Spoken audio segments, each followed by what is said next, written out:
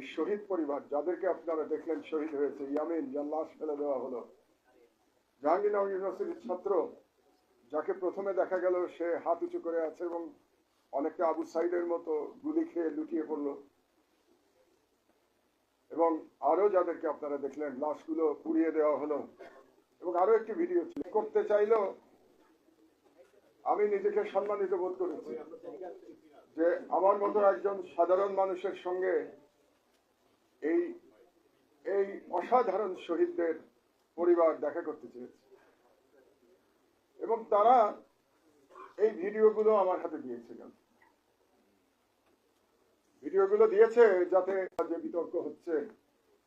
রাষ্ট্র নিয়ে, সেই বিতর্কের মধ্যে এই শহীদদের স্থান কোথায়, তাদেরকে নিয়ে আমরা কজন কথা বলছি, কোথায় কথা বলছি, মিডিয়াতে কোথায় তাদেরকে দেখানো হচ্ছে।